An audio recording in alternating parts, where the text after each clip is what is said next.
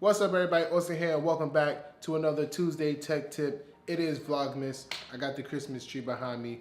Let's get started. Today I'm going to be showing you guys how to properly use the time-lapse function. How to properly use the time-lapse function on your Canon DSLR the proper way, hence the word proper. In my previous Christmas tree video, I showed a quick time-lapse of us decorating the tree, and I decided, hey, maybe everyone doesn't know how to properly use the time-lapse function. A lot of people, they tend to record the full situation and speed it up in post. That is not the proper way. You do not want that long of a footage on your camera, transferring that file from your camera to your computer or however. You don't need a video that's 10 minutes long just to compress it into 10 seconds. The proper way to do it is within your Canon camera. I'm gonna show you guys that right now. And to show you guys this, guess what? I gotta pull out the T3i. And what do I miss about it?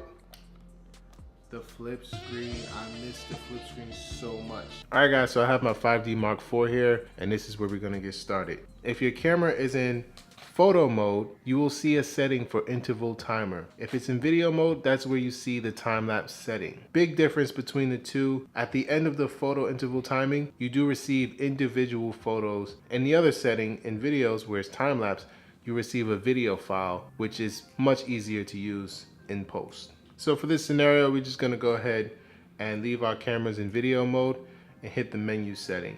Now in the menu setting, you can go ahead and scroll through your camera menus to find the time-lapse movie option. Now, as you can see, this option is grayed out compared to everything else. On the Canon cameras, this specific 5D Mark IV, you cannot use the time-lapse movie mode if your camera has on its Wi-Fi settings. You want to go over to your settings, find your communication settings, your built-in Wi-Fi, and you want to turn that off. Once you turn that off, head back into your camera settings, find your time-lapse movie, and boom, now it's available. Once you hit that time-lapse movie to enable it, you see a whole list of information once you hit that enable button. Intervals, number of shots, time required, playback time, and card time left. This is actually really amazing when it comes down to shooting your time-lapse, to know how much time you have, how many shots do you want to get, how often do you want your camera to actually take the shot. If you hit this detail set button or info button, you can go ahead and modify all of these things. I want to do one shot every 5 seconds. Total number of shots that I want to take,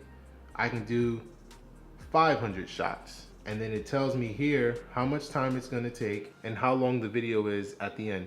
So to do one shot every 5 seconds and I get a number of 500 shots, it's going to take 41 minutes and some change to get a playback of 16 seconds. 900 shots. It takes 1 hour and 14 minutes to complete, but I get 30 seconds of time lapse. So once you determine everything that you want to do, you go ahead and hit that OK button, and you can press your shutter to quickly get back to your camera. Now once you get back to your camera, you get this notification.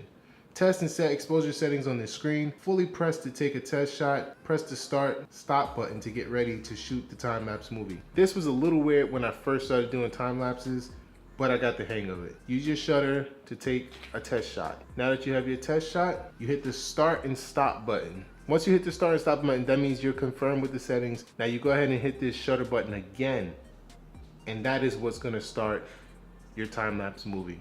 If you look to the top of your camera, it gives you a countdown of how many photos you have left. So remember, I had 900 shots. I'm at 896 shots to go. You don't have to wait until this is completely finished for what you need. If you ever want to get out of it, just go ahead and hit that shutter button again, and your video is done. In playback, you'll see your time lapse. There's tons of ways to edit your time lapse and make it look more interesting, and that's all done in post. So for now, guys, that's it for today's tech tip. Be sure to hit that like button. Be sure to hit that subscribe button. Drop a comment. Let me know if this helped you out, and if you plan on doing any time lapses in the future. If you have a question, also let me know. I'll see you all in the next one.